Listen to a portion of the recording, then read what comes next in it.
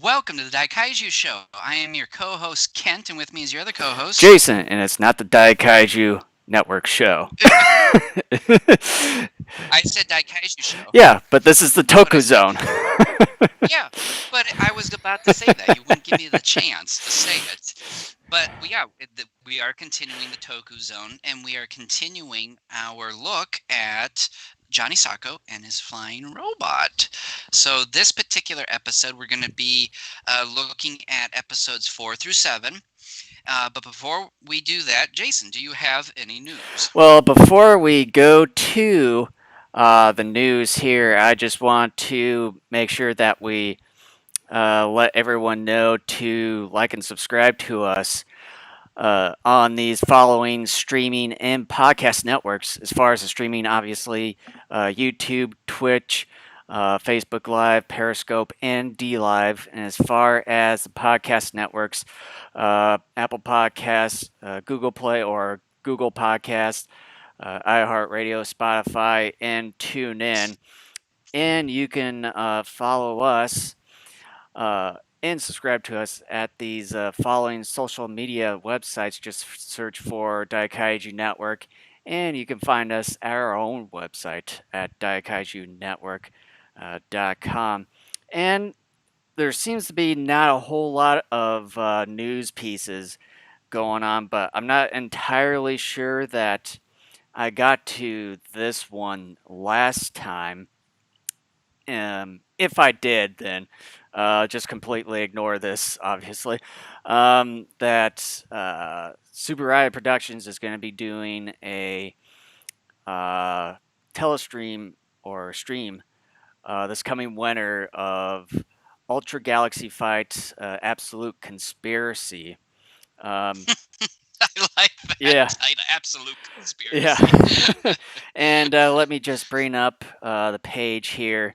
And this is from Toku Nation, and I'm just going to at least read one paragraph here, and it reads, Ultraman's global domination continues the announcement of Ultra Galaxy Fight the Absolute Conspiracy. Follow on from the success of last year's Ultra Galaxy Fight New Generation Heroes, Super Productions have revealed a new miniseries which will be released weekly on YouTube in both Japanese and English dub. Ooh, dub. The series will be 10 episodes in total with a combined running time of approximately 90 minutes. So, and it also will have some of the notable heroes as, Zero, Taiga, the new member Z, 80, Max, Mabius, Great, Powered, all of these heroes of the entire Ultraman franchise. And the storyline will connect directly with the new Ultraman Z show that's currently running right now. So, and then of course, on this following article, there is a trailer uh, to this. You can obviously find it over on YouTube and everything. So, as far as this, what are your thoughts on this upcoming miniseries? Like always, it's very interesting. I have not delved into any Ultraman Z stuff. Um, so I really, I'm a fan of this stuff, but as I've said numerous times on this podcast before, the newer Ultraman stuff, I'm kind of on the fence about. And a lot of that is just because I enjoy the look and style of the older stuff. Um, I kind of like some of the quote unquote cheap looking things at times, and just the practical effects side of things. That's not to say I don't think that the production values of some of this newer stuff aren't good. They are. I just think that in terms of stories and approaches to human characters, and even some of the villainous kaiju and robots and stuff, um, it's just it's hard for me to grab onto that like I do this older stuff. So at some point I will check it out. Um, with kids in school right now, and that taking up even more of my time now. I just don't have the free time that I once had, even like what, a week or two ago. So at some point I'll check it out. But yeah, this isn't something that I personally am running to go see, but that doesn't mean that I'm not on some level excited for Mhm. it. Well, with that, there's not really a whole lot going on, but I'll bring up the next piece of news here if I can bring uh, this up here. Just bear with me here. There we go. This one is eventually a pop up store that was announced for this month related to Ultraman. And this is from Tokusatsu Network. And it sort of reads here that this Ultraman Pop-Up Store 2020 Creator Edition will be held from September 8th through the 14th over at the Shibuya district there in Tokyo. So there's at least with them being a day ahead of us, so they've apparently got one more day left. Like, well, a couple full days left of this store being up, but and as far as what it reads here, it says Subaraya announced an upcoming pop up store called the Ultraman Pop Up Store 2020 Creator Edition. Uh, the event will feature manufacturers and creators both from Japan and overseas with Ultraman related products available for purchase, ranging from hobby items to fashion and lifestyle goods. And then manufacturers and brands will include Kaijin, uh, Mai Nagamoto, D Attack, and Yuki Hero Pro Wrestling. A full list of participating parties is listed on the Subarai website, and then there's some images of some example items on here, and yeah, I think this is pretty great, and it's on the fifth floor of the Seibu Shibuya Department Stores B building. So, other than that, there's not really much going on, surprisingly, as far as news items. And then, of course, there's a new ending theme for the Ultraman Z show, which will be premiering on the September 26th broadcast on the Superaya YouTube channel here. And yeah, that's basically about it. All right. So with that, you want to dive into Johnny Sacco? Yes, let's do so.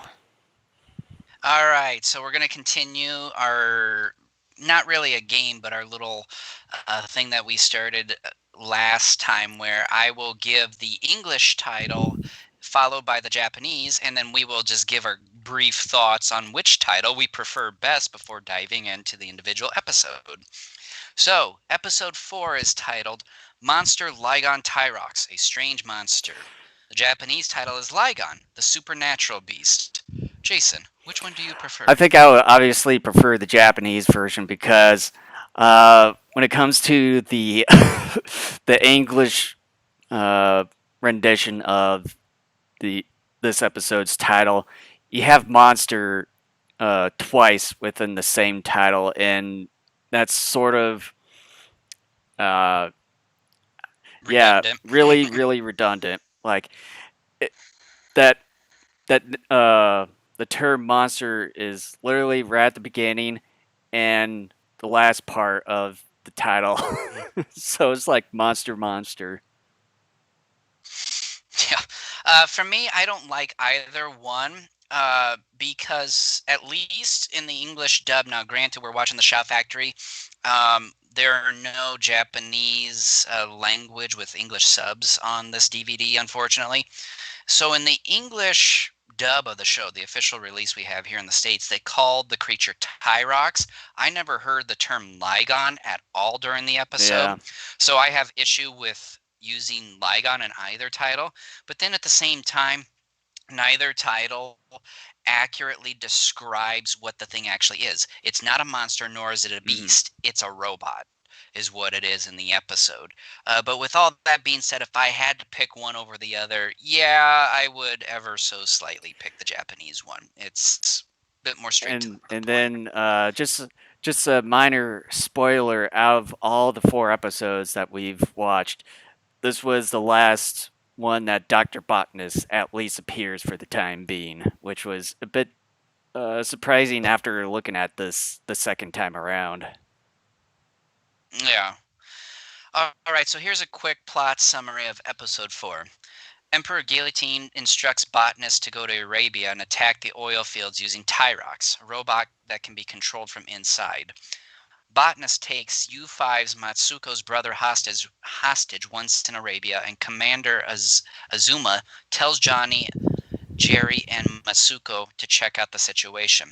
They're ambushed by a gargoyle member posing to be a member of their Arabian unit. He ends up dying from a bomb planted inside of him. Botanist uses Tyrox to attack some oil fields using Matsuko's brother as bait. Johnny sneaks inside and calls Robo to join the battle.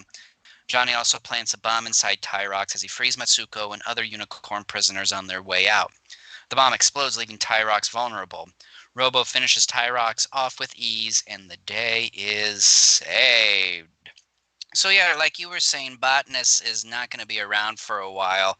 I had to double check. I looked this up because I'm like, I remember Botanist being around for a while, and I'm going, Yeah, there's no way he was around for only I like know. 2 or 3 I know he episodes. was around for at least through the final disc of this Shout Factory version of Johnny Sacco and his flying robot. That for sure, I know about that. But yeah, I was fairly surprised that this was at least the last time that he appears just on the first disc of this series. Yeah. I I find it interesting. Again, I think we talked about this on one of the episodes last time, but the show pulls no punches for a show that's apparently trying to be a kid show.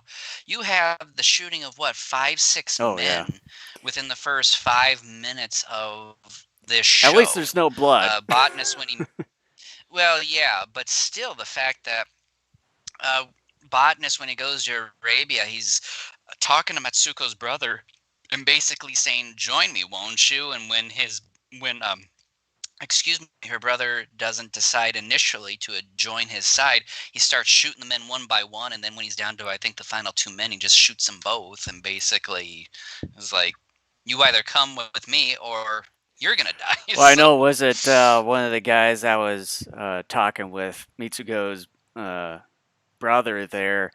You know, and then you see that camera angle where it was at behind one of the Gargoyle Gang henchmen, I think, or if it was Commander Spider, that he was talking to Mitsugo's brother, and all of a sudden you hear this gunshot sound effect, and like you just but you don't even. It's like you don't even see like sparks. At least sparks, just being a kid show like on the dude, but obviously it's just he's half naked from head to waistline and everything, so it's not like that probably would have actually hurt the dude if there were sparks coming out or something of the sort. But well, we need to mention too, we have Japanese playing as yeah, Arabians. Their skin is painted a slightly darker color of brown. So there's some questionable stuff there, well, but it's a cheap this entire show. show So is full of questionable stuff and controversies. there's a lot of questions. Yes, there are a lot of questions to pose for this So one. really, just Um, don't be surprised about it at all. yeah, you have to go with it because if you start questioning the show, you probably will end up hating it for the most part. I do like Tyrox's design, and I'm calling it Tyrox because that's what they call it in the show. But yeah, I do like the design. I like the fact that it's sort of it does sort of harken back to a pseudo Hmm. Egyptian style type of design, but at the same time, it's sort of unique as Well, well. and then It's sort of like a dog dragon type of kaiju looking robot with, was or it like maybe chains as its hair it's or like something like. dreadlocks in a way. But Yeah, it's really speaking of cool. like the dog. thing and stuff, think of like the Anubis type of Anubis, deity yeah. in a way. And speaking of Egyptian, like you get sort of the Egyptian theme in some instances throughout in the show, whereas when Mitsuko is trying to find her brother and stuff, she stumbles upon this uh, chamber that's Egyptian-like with all the glyphs, and then you see a sarcophagus, and then the sarcophagus opens up and reveals a mummy, where A person. It has yeah, to be a person dressed up and as a then mummy. Dr. Botanist comes out from the sarcophagus too, along with her brother and everything. Well, yeah, and I find it. Thank you, pal. I find it strange that that they use Egyptian uh, imagery here because it's supposed to be Saudi Arabia. Hmm. Yeah, it's a bit And, confusing. Saudi Arabia doesn't have the pyramids, it doesn't No. have the Egyptian stuff, so it's really weird, but, like, the mummy deal too, that's never really explained, it's someone posing as a mummy, it's not a real mummy, um, it's like, what was that about? Like, you only see it for the one Yeah. moment, and then that's I, that, and I so think, and I know this episode is going to come up soon. I believe that I know one of the uh, guys that Emperor Guillotine orders around is supposedly like this uh, black clad type of dude with this black trench coat and a hat and everything, but then he's wrapped around and stuff like his face and body like a mummy in a way. So I don't know oh, I if kinda that's forgot about sort that of one. tied into that sort of thing. I'm not entirely sure.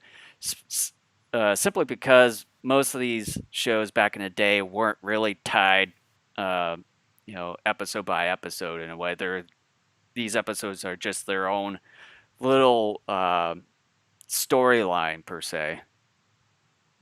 Yeah, I kinda forgotten about that character.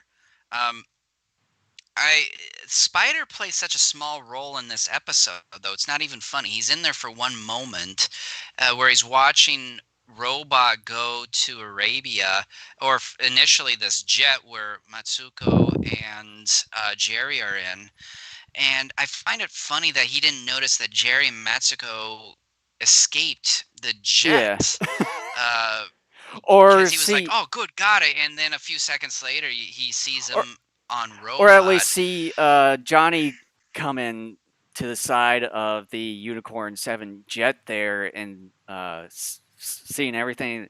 And then you would think if he's at the side where that time bomb thing was located on the jet there, you would think, oh shit, he's going to find Yeah, out and warn these guys. We better do something about it. But apparently, it's it's a big plot hole in a way, just in this part. it's Yeah. goofy. Yeah. I mean, this whole show is. I mean, these are things we're going to run into frequently throughout this But entire at least series. in the next 3 episodes, he does play a big role in those in the rest of this entire discussion that we are going to be having here. Yeah. Well, and I find it amazing, even though we don't see botanists during the rest of our particular discussion in the episodes we're covering here on on this podcast episode. It's amazing though that he lived that moment when he survived that moment when Robot takes Tyrox and tosses him away, and that's it. Like, it's because he wasn't buckled down or anything. It's amazing that botanists will end up surviving Well, this. and the one thing too, when you talked about as far as the design of Tyrox here, I kind of find it strange on how it seemed like that there was plenty of room for all the gargoyle gangs as well as the prisoners, and that they had a special area uh, to jail all these prisoners and stuff within Tyrox itself. Yeah, I find that It's fun. it's like I don't know how you can fit everything within this robot monster per se. Is like how can you move around? How can you stay without being, jumbled around within tie rocks You're thinking too here and there. much. I know. I just want to at least bring some of these things up. But yeah, and especially when you mention when giant robot throws tie rocks, like how how do they not get tumbled around within that thing? You just see them sort of stand up, but also sort of fall down on machine parts here and there. Yeah, I wondered initially. I'm like, wait a minute, is that prison actually inside the machine? And once I realized it was, I'm like, that's so stupid. But at the same time, it's so stupid that I love it, because I'm just like, you got your own sort of very miniature, like not really a city, but community in there. It's just like you probably have enough in there to survive for or like maybe a week or so. Like if you, or it's just had a or cafeteria it's or just like a land walking version of a battleship. yeah. I want to talk about the human bomb, Oh yeah. and I want to say that that's the cleanest human bomb I have ever seen. Or the When most he blows up. complicated human bomb ever, if it was a robot. Well, and the thing is that they were saying get away from him. He's a human bomb. First of all, he doesn't get splattered all over the place like he should. Second of all, he doesn't pose as much of a threat as he does Lincoln. Sorry,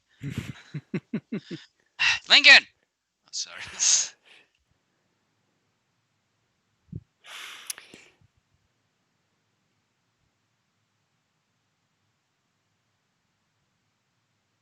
I'm sorry. I told him not to come in while I was podcasting. He's done it twice already.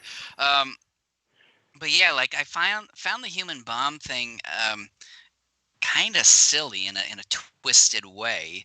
And again, it's a kid show, but again, it's a kid show. A bomb planted inside of a person, boom. Yeah. Like But yeah, it's just a really it's a really unique show. I would say out of the 4 episodes up to this point, I would say it's one of the more unique, interesting shows, to say the least, when it comes to the scenery that this has taken place, and as well as the choice of monster that they use against I like Unicorn the 7. overall I like the overall idea in going to a place where there's oil fields because Guillotine says like we destroy some of the oil fields or take hold of them, it's going to create chaos. And about a decade after this show was made, yeah, there was an oil crisis. Yep, yep. Um, So we want to go in the final thoughts and a rating.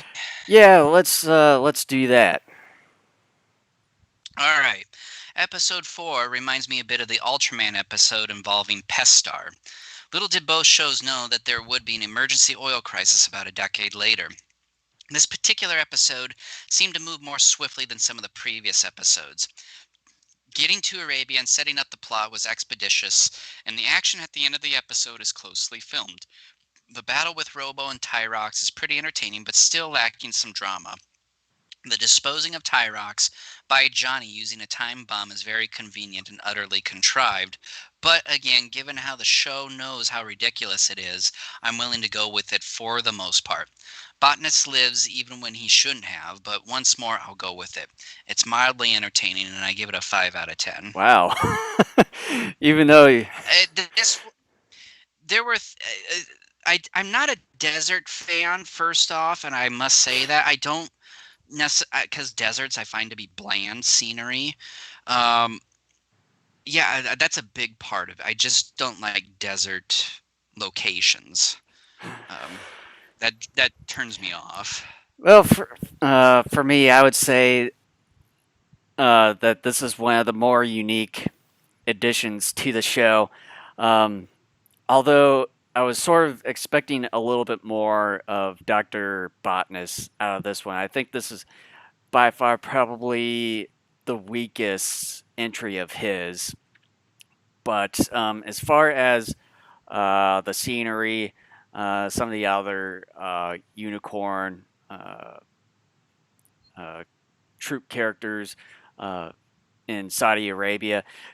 They're a little bit unique in their own way, and um, sort of their appearance in a way. It's but as far, yeah, Questionable. and then the robot monster Tyrox.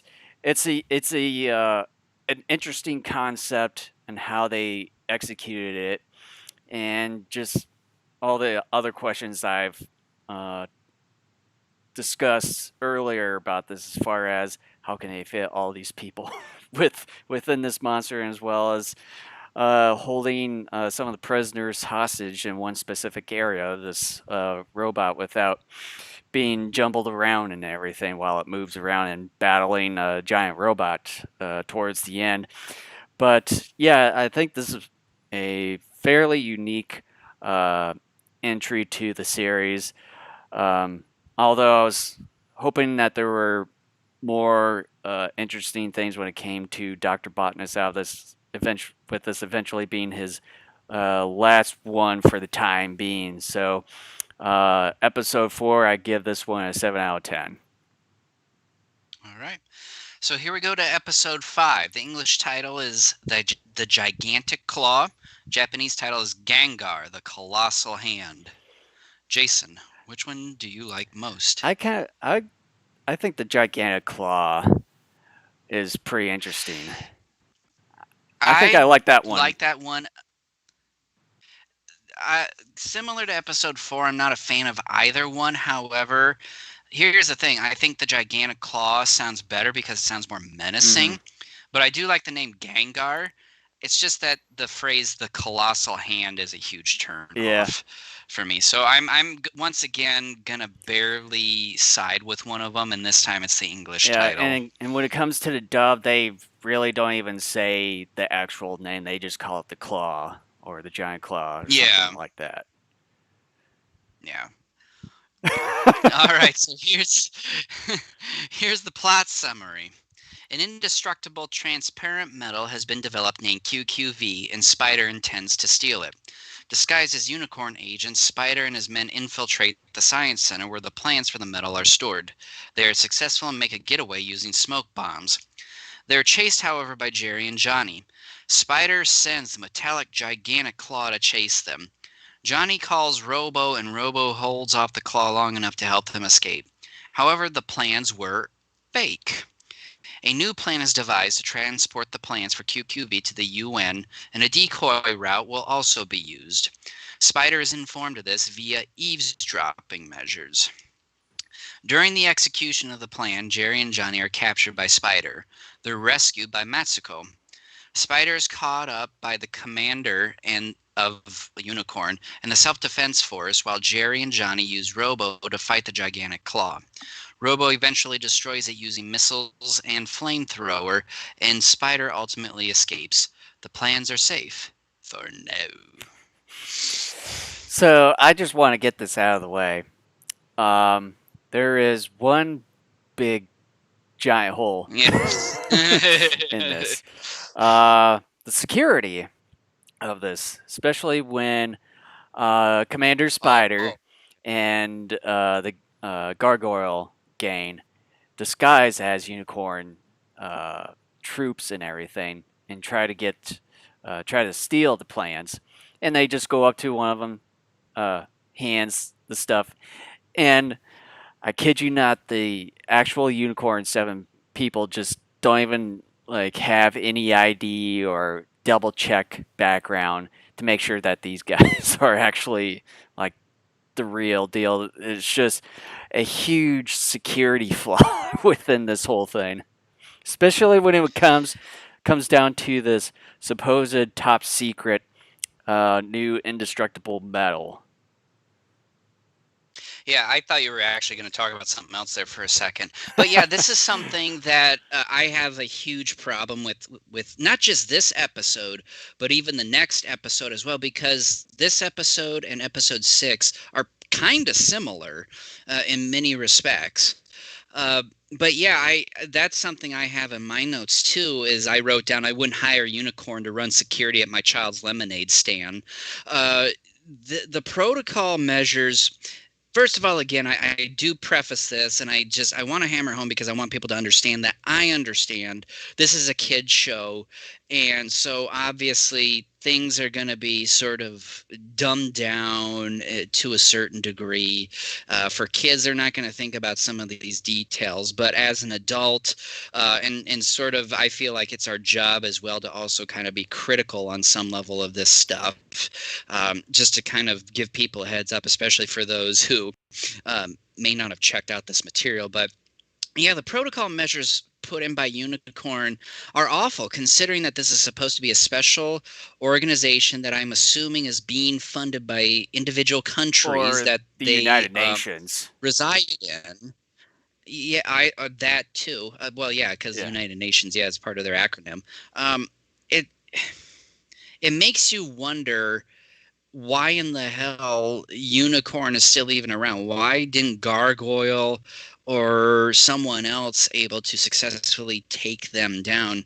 Measures are ridiculous. Now, granted, yes, the eventual plans they take are fake. However, Yeah. you have unicorn agents being hurt. I think maybe weren't even a couple killed during this infiltration too. I think you might I can't be. remember. I think you might be thinking of the next I know episode, but I know in the next one some were killed, yes, but I thought maybe this one a couple might have been killed. I don't. I don't think so. I think that they use maybe some sort of gas or flash They used bombs or gas something. bombs to get away, Yeah. yes, but I still thought they shot a couple. But nevertheless, you're still putting lives in danger because these are bad guys. They will do whatever it takes to get what Mhm. they want. So I hope they had people who are in Unicorn sign a waiver like we are not responsible for stupid shit that we do that may end up getting you dead. Yeah. So But it's but just yeah, yeah. eventually that Emperor Guillotine was really suspicious on how they got these plans so easily, and he asked Commander Spider to open up the suitcase, and fortunately, it uh, did a little mini explosion once he opened up the case and everything, and he basically knew that something was up. But yeah, so that's it. But yes, let's get to the huge part of this whole thing, and I want to save that for last okay, actually. okay. Um but I think there is maybe one more episode in this series involving a gigantic hand robot, I think.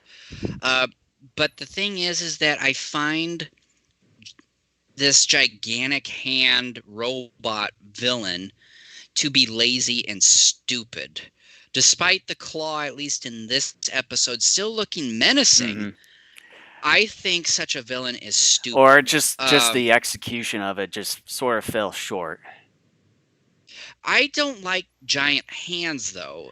Because I think It's stupid. I think it's I could have lazy. sworn that there might have been something similar to this when it came to I have to say Iron King or Red Baron. It had to be one of the Iron other King, I think, shows. had one. I thought, though, too, later on in this series, there might be another one, but I'm not sure. Yeah. Well, But yeah, Iron King, I know had yeah, one. it's like I could have sworn it had to be one of the other shows that seemed to have something similar to it. But yeah. Um, I cannot drive home enough though how stupid I just find this idea. Like, hey, let's have a gigantic it to me, it's lazy and stupid. Like, why don't you try to create something unique? Um, like Nucleon, I'm not a fan of some of those rolly ball type things too, but I find that those are slightly more creative than something like a gigant. I just it's think that's sort of so like the metal stupid. version of the Master Hand from Smash Bros. There, It's just but dumb. I think it's but as dumb. far as you not really being a fan of the idea of the gigantic claw here, what do you at least think of the design of this hand or Well, like I mechanical said thing? here a moment ago, I despite the fact I just hate the idea of it, I think it still looks menacing. But even then, just execution in terms of its powers and abilities, it's still not entirely impressive. Um, I find the battles between Robot and the Hand, or the Claw, I should say, in this episode to be dull. I am not entertained by them one Yeah, bit. But despite the fact that I hate the giant claw, I find the rest of the episode very entertaining. I think it's sort of like a James Bond type of deal, almost with infiltration and stuff like well, that. we also get that Uh, with the next episode, I but think. yeah, but I just hate the giant claw. But the rest of the episode I find to be well executed for the most part. It's entertaining, it's fun. But the sad thing is that I come for the giant robot for 50 to 75% of my entertainment, and just the battles here, I'm not with Yeah, it them. seemed like the only thing that the gigantic claw only dealt sort of some damage to Giant Robo here is that he only just grabs Giant Robo and tries to fly him up in a way, but then uh, Robo just counters the grab with turning around to free himself, and then that was essentially it, and just sort of dodges until uh, the giant claw rams right into the side of the mountain, and then uses his finger missiles to Yeah. destroy the gigantic claw from that point. Yeah.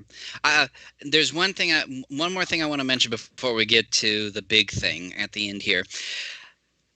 Had to roll my eyes, yet at the same time laugh when they are having that secret meeting where they're talking about moving the QQV to the UN, where Johnny and Jerry are doing a quote security check Or unquote sweep.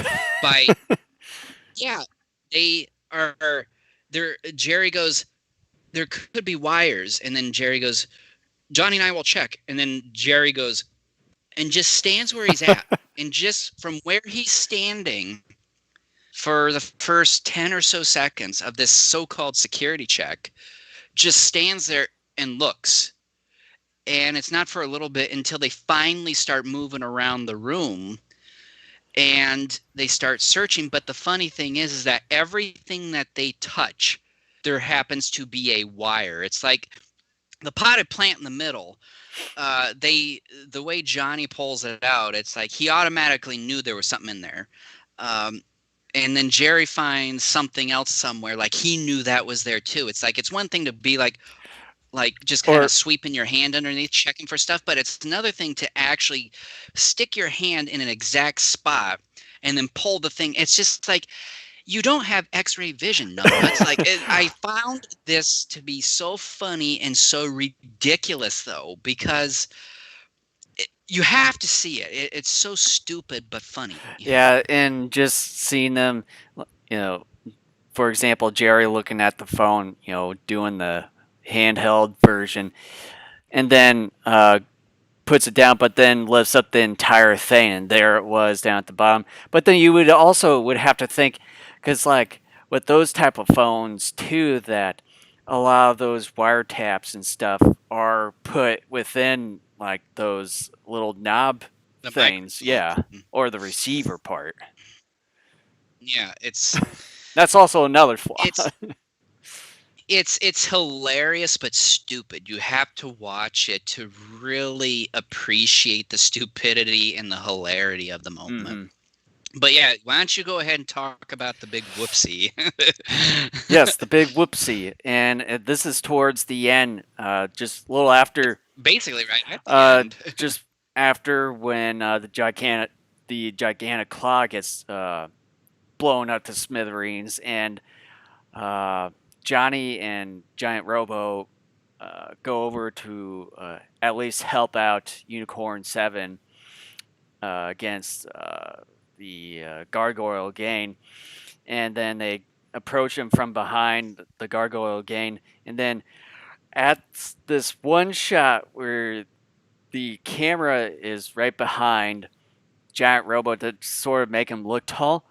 But then if you look down at the lower left corner of the shot, not only you see giant Robo Shadow, but also the camera crew that's literally behind it. The And cameraman. yeah, and just before that shot ends, you see extra movement behind giant Robo there.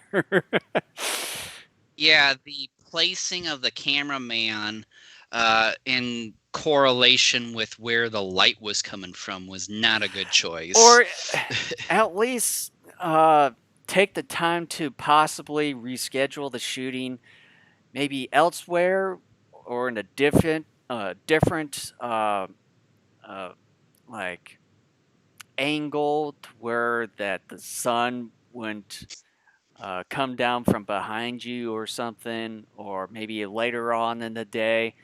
But know that they had to do it at this time, which I have no idea whose idea was this. And I don't even know if they even bothered to really realize that part of their camera crew is in part of the of the shot behind them. It's To me, it's yeah. I don't know if it's negligence or It's negligence, yeah, yeah. I don't think they may have realized it after the fact, of course, because they had to have gone through and watched these episodes before or airing them. maybe they But the thing just not is have that noticed it until maybe sometime down the road. Who knows? well, I like to think they probably did know about it, but by then the episode was in a position to where it had to be aired, and we would have to talk to August about it. But I'm almost positive that I'm correct in saying that Toei was a studio that, by and large, sort of was cheap with a lot of things. We've talked about Golden Bat on this show and how that movie, in quite a few respects, looked cheap. You could just tell by watching the movie in various spots how goofy and cheap it was. But that's, I think, part of the charm of Toei Entertainment Yeah, is the cheapness and of then some of it. for mostly being famously known for doing some of these noticeable anime shows nowadays, such as the Dragon Ball franchise, One Piece, and some of the other things. I don't know if some of you are fans of Dragon Ball, such as me. That some of the first few episodes of the new Dragon Ball Super, that you can definitely tell in some of the animations and that it was sort of hastily done, and some of the drawings were pretty damn bad. And you can probably tell that some of that maybe cheapness over the years has sort of still stuck with Toei, even in their animation department. Oh, there's one thing I forgot to mention. I want that gas pump that we see in the middle of the episode where it's a gun. It's a machine gun gas pump. I don't quite even remember that. Uh, which part was that in? I think Jerry and Johnny have to go fill up their car, and Oh Gargoyle's yeah, already there yeah. Now I waiting, and they're remember. going to have a gas Now I attendant. remember. And he brings out the pump, and he starts shooting them with it. I'm just like, that's so stupid. I love it. I find it It's great. like I don't know if there's like any bullets just right underneath this gas gun, or if it like comes up from the hose. I don't. We're thinking too much about I it know, now. but I just Yep. trying to think about it. Yeah, you think about it again, you're going to have issues. All right. Do we want to go into final thoughts and a rating? Yes. Final thoughts. All right, the Gigantic Claw episode is a fun pseudo James Bond episode involving infiltrating a base and using gadgets to get away with top secret plans. Despite the stupid concept of a gigantic claw as a foil for Robo, and again I stress the word stupid, the rest of the episode is silly and fun, the sort of storytelling you'd expect a child to come up with. I give it a 7 out of 10. Yeah, it is a pretty quirky, sort of crazy episode that we get this time. It's sort of yeah, it has that sort of it's like a kid's version of the James Bond type of movies or TV shows for this instance, and also it's just as far as the security portion, even though it eventually turns out to be, you know, everything leading up to it being fake documents and stuff that they easily let go, but still, it just sort of their way of their protocols and everything is just like really lax. You would think that they would at least would have done something a bit more, as far as tightening things still. But then, as far as the big whoopsie, yeah, it sort of affected quite a bit of things for this episode. So with that, yeah, the battles between Giant Robo and the Gigantic Claw is pretty dull. The concept design and the execution of the Giant Claw was a bit meh. So I give episode 5 here a 6 out of 10. Okay. The title of episode 6 for both the English and the Japanese, by and large, are similar. So this one, I think it doesn't really matter which one we pick, but the English title is Dragon the Ninja Monster.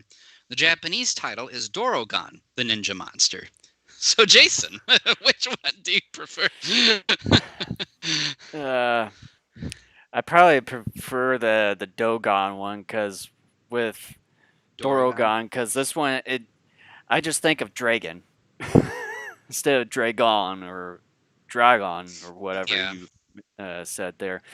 But yeah, uh, I would just at least just would have kept Dorogon with this one here.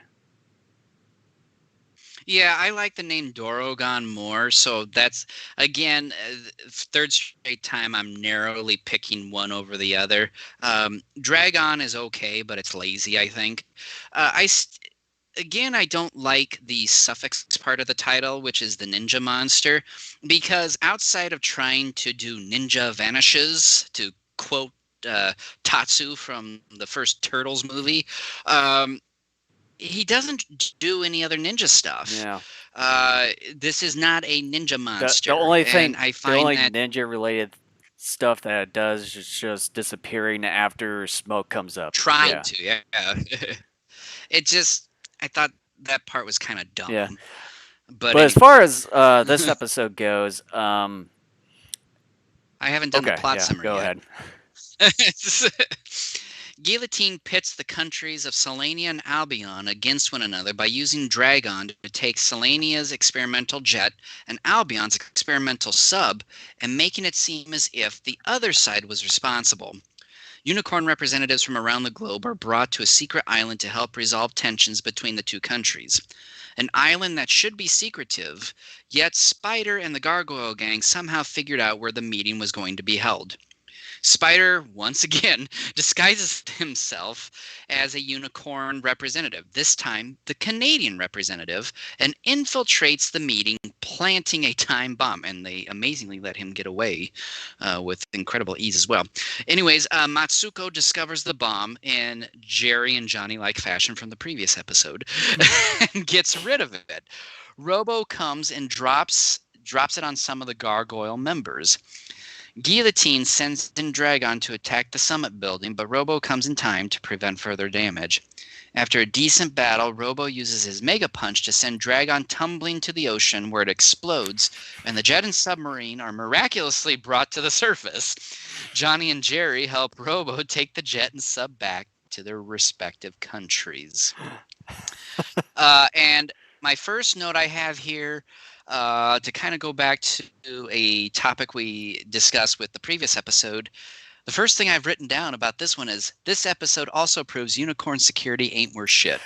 But at least in this episode, at least they have some sort of believability when it comes to this one, they Some, whereas Commander Spider actually dresses up as one of the more believable I would say people within the unicorn organization to look similar to him as far as being disguised as the leader of the unicorn team in Canada there, and then as far as approaching the the unicorn headquarters there on the island, just making things look believable. But up to the point as the unicorn team opens up the gate, they kill basically everyone there, and then head to the building there afterwards. Whereas in the previous episode, they didn't really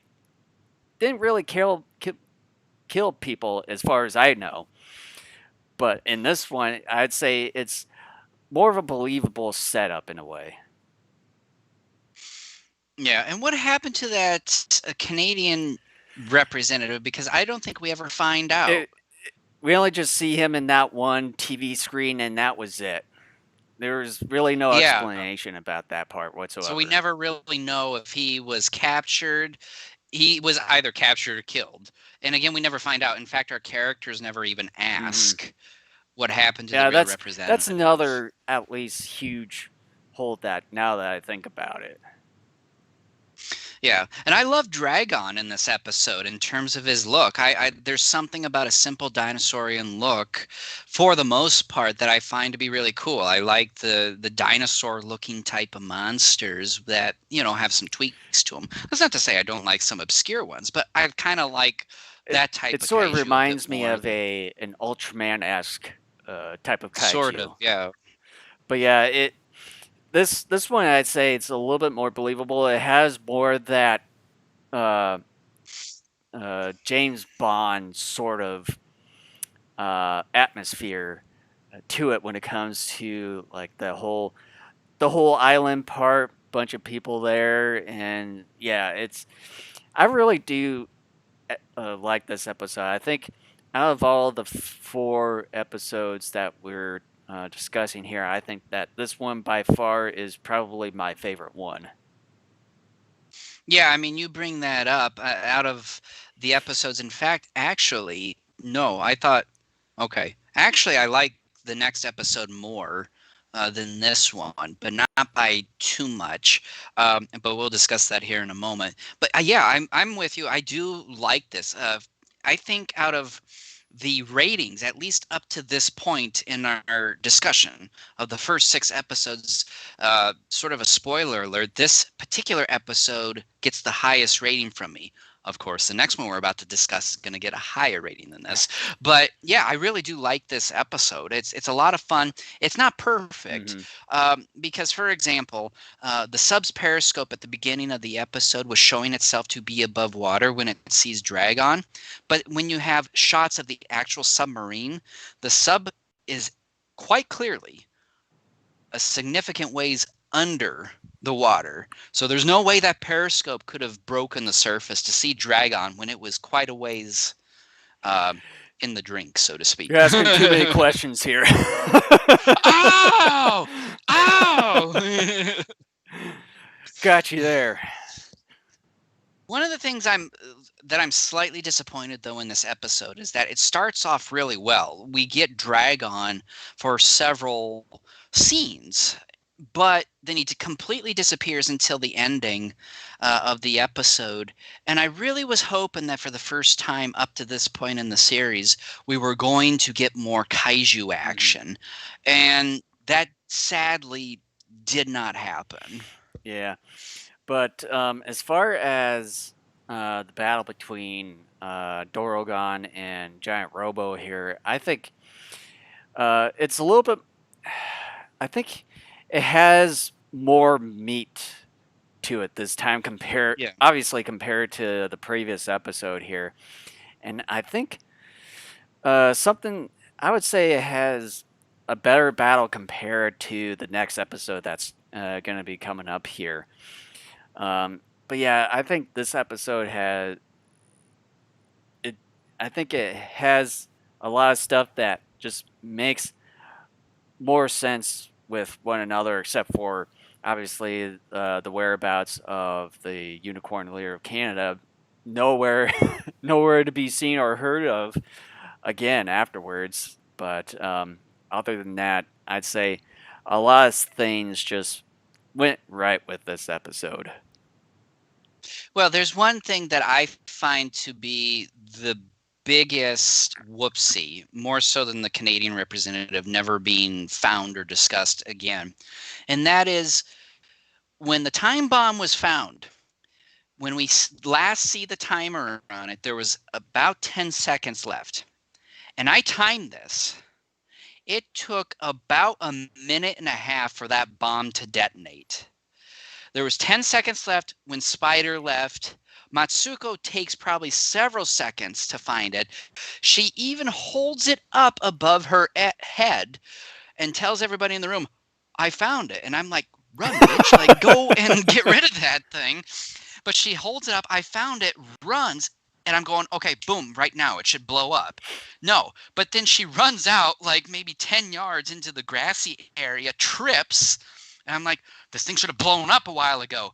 And then Robo comes in, dives down, picks it up, flies up, has it. And then Johnny tells it to drop it on some members of the Gargoyle gang that are trying to escape. And then he drops it, and you see a shot of the briefcase dropping. I'm like, this thing should have blown up about 20 times already. And then boom, it just coincidence blows up right as it meets up with the Gargoyle members. I'm like, that took about a minute and a half to do for 10 seconds that were supposedly left Yeah, on that now that timer. you think about it, that's probably the one whoopsie, but at least it's not the biggest whoopsie that we've had so far today.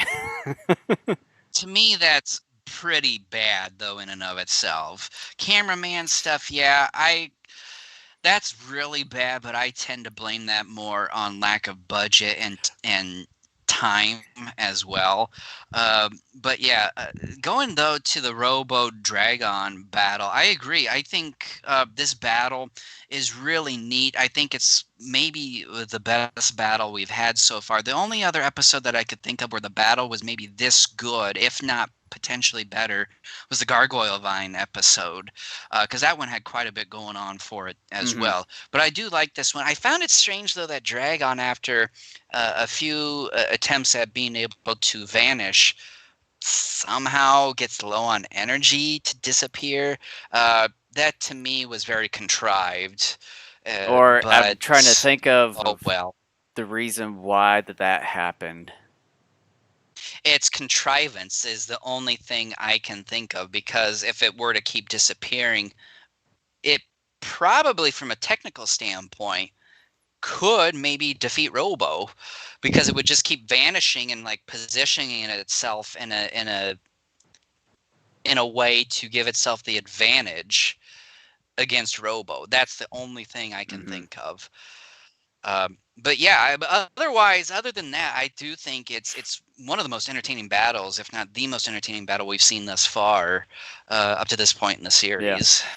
So, other than that, I think we should just go to the final thoughts on this one here.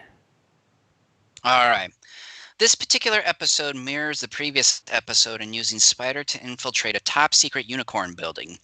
As a result, the audience, or should I say more mature audience, is left scratching their heads wondering why Unicorn is this all-powerful agency when it can be so easily infiltrated. Nevertheless, this episode brings about a fun kaiju design that lies in my alley of tasteful designs. It's not all-out wacky, it's simple yet distinct. I was also hoping for more of Dragon, given how immediate it shows up in the episode. Sadly, I think again the show's lack of a real budget prevents such things from happening. Overall, this is a fun episode with a tiring moment of Gargoyle's infiltration that I hope ceases for a while. 8.5 out of 10. Yeah, this one, I would, as I've stated before, that by far up to this point, or out of all the 4 episodes that we've are discussing today, that this one is by far my favorite one out of the 4, and I just like the James Bond esque thing going on with this particular episode compared to the previous one, which I think is a little bit more believable, and it's not as much sort of the kid oriented version of the James Bond esque sort of setup here. And I'd say a lot of the things just sort of went right for this episode, except at least for a couple things, which I'll at least admit it. But as far as the Dorogon appearance, the execution of it is, I'd say, is really good. This episode, as far as battles, this one had the most meat for the battles out of all the 4 episodes that we're discussing here. It's it's just a really, uh, I would say, at least a well executed episode uh, this time. So um, out of some of a couple whoopsies here in this episode, I'll at least give this one a 9 out of 10 for at least a good effort for what it did. All right. All right. The final episode that we're going to discuss in this podcast, the English title is Our Enemy Scallion. The Japanese title is Monster Ikagiras is Our Enemy. Jason, which one do you prefer? Ikagarius. That's an interesting name. Uh, Boy, I really don't know.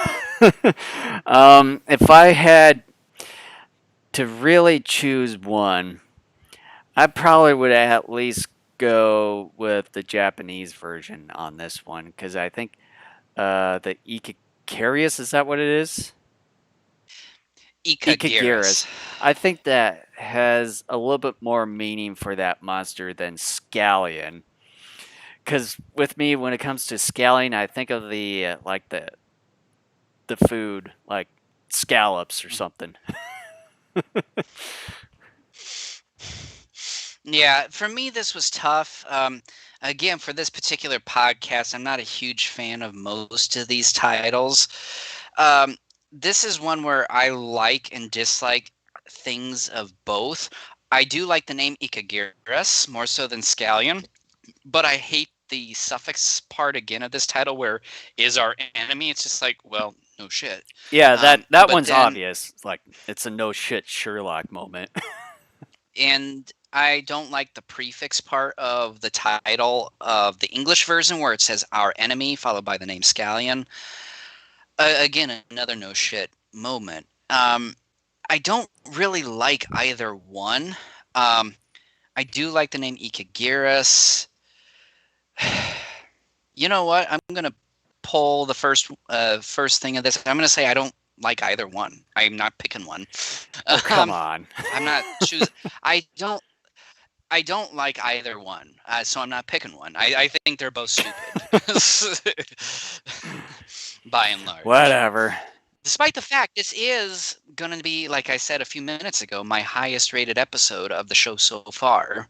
Oh So, boy. all right, here's a plot summary for episode 7. Our enemy Scallion, or Monster Ikagiras, is our enemy. A ray-like kaiju named Scallion attacks a secret unicorn lighthouse that is used as their decoding headquarters and location where information on locations of all unicorn bases are stored. Meanwhile, Mari, a girl Johnny's age, is the newest unicorn agent. She's a language and decoder expert. How convenient. Johnny and Jerry check out the ruins of the lighthouse and realize the decoder is missing. Spider and Gargoyle can now locate all the unicorn bases if they wish. Johnny and Jerry are ambushed and nearly killed by Gargoyle and Scallion until Robo shows up. Part of Robo's left arm is dissolved by Scallion's acidic spray. Jerry is taken hostage while Johnny gets away with Robo. Jerry acts dumb about a fall decoding language they developed to fool Gargoyle. He escapes with Robo's help later. Johnny shows up with Robo, and Robo does battle with Scallion. Scallion's acidic spray dissolves Spider on their secret boat. Robo throws Scallion. I sound like I'm reading the kid's book now.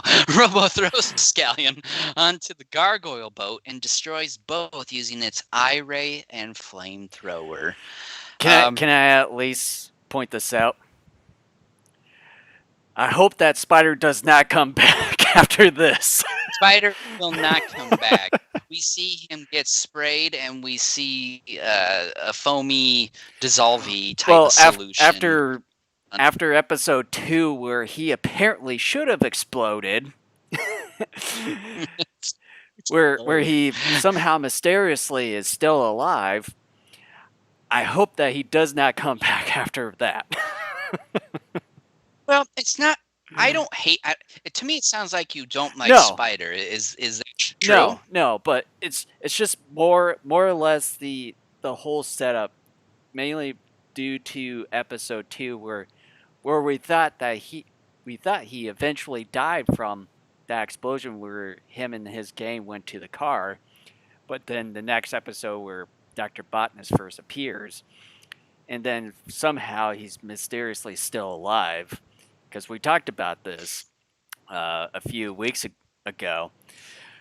So, with that said, I hope that Well, yeah, it like doesn't become. guillotines generals are like I know, pennies. but I hope this doesn't become a real big plot hole this time around when I mention of him trying not to come back after this one here.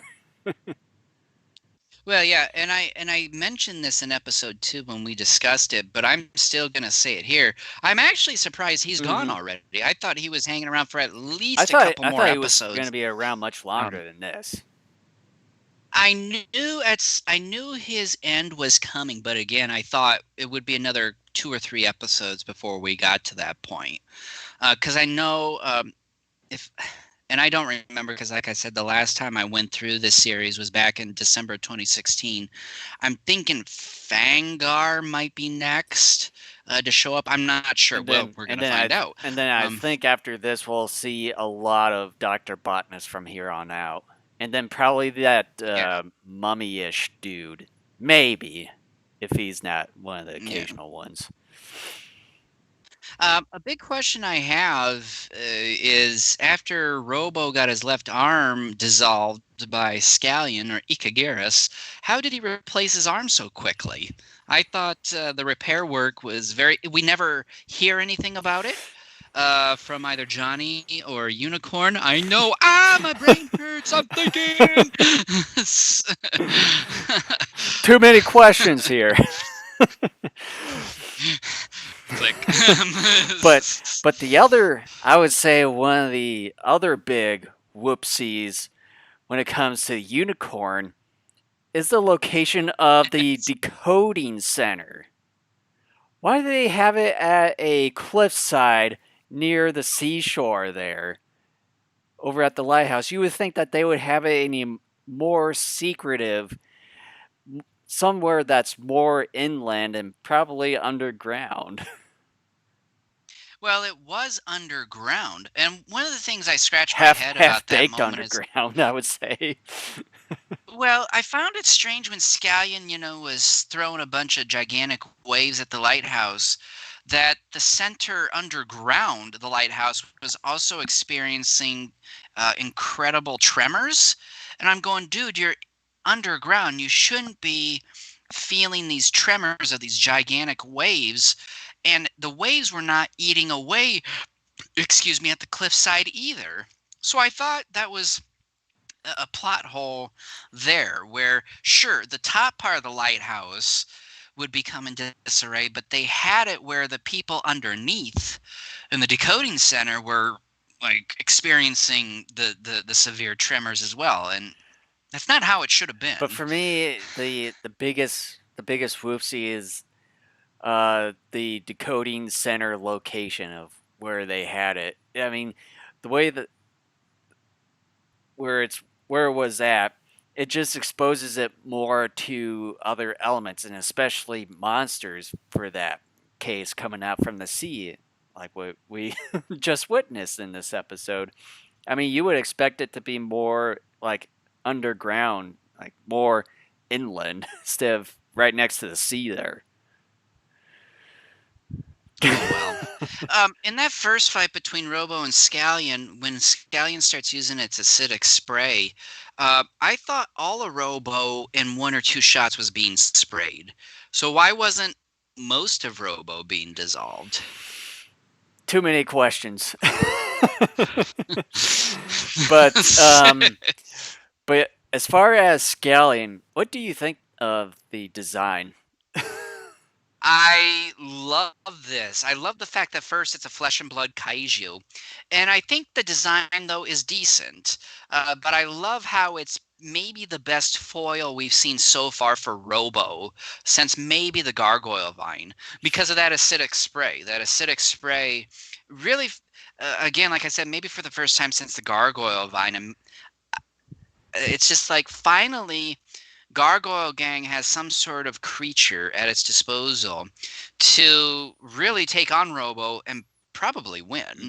Hmm. Um, I like that. I like the fact that we finally get something to where you're just not rolling your eyes and you're just like, okay, you know, Robo is easily going to win. It's just a question of how is he going to, or it, I should say, win this I time. also like the derpy face of Scallion. It sort of looked like it had a duck face going with it. It's ready for a selfie at any But moment. yeah, it's a pretty interesting episode. It's really good in its own right. A bit crazy things here and there, and I would say at least a couple whoopsies here. So, what do you got? The craziest thing, and I love it because first of all it's stupid, second of all it is actually funny, are the two goons watching over Yeah, Jerry.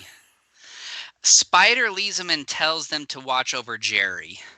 And then as soon as Spider closes the door behind him to go talk to Guillotine, they bring out this chessboard and they start talking. Oh, I'm gonna beat you this time, buddy.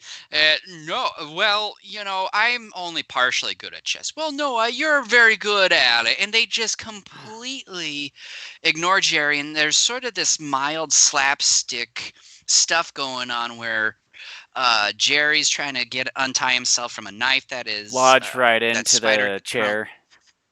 right into his chair. And then the phone rings at one point, and so one of the chess players, the The guy phone who's was actually behind closer to Jerry, the phone, by the way. he goes, yeah, the phone is behind Jerry, and the goon closest to the phone is going to answer it. But instead of getting up and turning to look at the phone to go answer it, he gets up and he has his back still towards the phone. And he goes, I'm going to keep my eye on you, telling this to his buddies playing chess with, because I don't want you to cheat. And so he's just sticking his left arm out to try to grab the phone.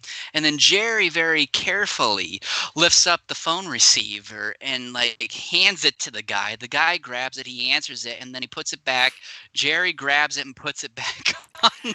It's just, it, I It think that part was definitely meant to be silly. But those two goons are so stupid and well, silly. I and love then it. try not to ask too many questions. That the guy that was basically facing, where he can easily see Jerry. Yeah, he doesn't even bother seeing Jerry Oh, trying to reach for the knife yeah. or handing the phone to his comrade there. Yeah, it's ridiculous, but it's so funny, intentionally and at the same time Yeah, unintentionally. and with that, I'd say final thoughts. All right. Scallion is a fairly impressive foe for Robo with its acidic spray. While it is disposed of with relative ease later in the episode, it proves to be one of the better villains. With Spider now gone, there is a sadness I feel moving forward.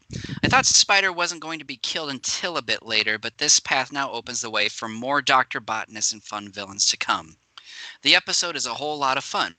The sequence involving Jerry and the two gargoyle goons is funny and entertaining. In conclusion, this episode is a small improvement over the previous episode. 9 out of 10. Uh, for this episode, to me, it's an interesting, crazy, dumb episode. For what it is, and just a lot of things that we've mentioned about as far as the location. I question the location of the decoding center being on the seaside, exposing it to vulnerable things here and there. Um, also questioning the uh, again the protocols of unicorn here once again.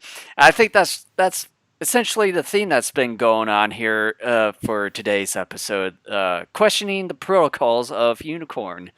Unicorn security. Yeah, uh, and scaling the design and execution of it is pretty good.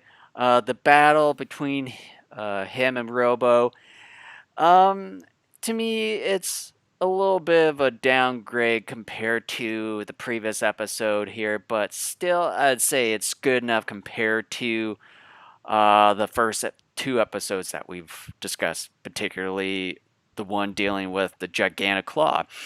Um, and then also um, with Commander Spider now officially has passed away, but hopefully does not return. Passed away. He got killed. uh, so with that, um, we'll probably be seeing more of Dr. Botnus, obviously, and then some other possible henchmen under Emperor Guillotine here, and then I'm not sure what's going to come after for the Gargoyle game. Who's going to be commanding them? I'm guessing Dr. Botnus. Uh, with that said, for this episode, I'm going to give this one a 7 out of 10. What? It's better than that. It's bored! What?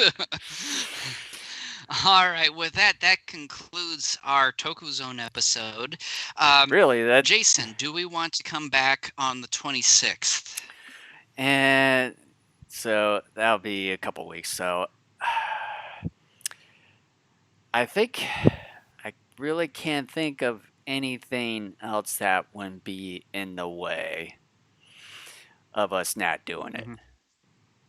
All right, so we're coming back September 26th for another TokuZone. This time we will be looking at episodes 8, 9, and 10 of Johnny Sacco and his robot. With that, unless you have anything else to say, Jason, we appreciate all of you listening and for tuning in, and we hope to see you in a couple of Yep, weeks. and I just want to point out one last time, as always, if you want to subscribe to us, either the streaming versions of our shows or the audio versions of our shows, as far as our streaming networks, you can find us over at YouTube, Twitch, Facebook Live, Periscope, and D Live. And as far as the podcast audio networks, you can find us over at the Apple Podcasts, Google Podcasts, iHeartRadio, Spotify, and TuneIn. And you can also like and subscribe to us on these following social media websites. Just search for Daikaiju Network. And you can also find us over at our own website at daikaijunetwork.com. So, yes, thank you for joining us. And we will see you all on September 26th for another edition of Daikaiju Network's TokuZone. We'll see you again, folks. Take care. Stay safe.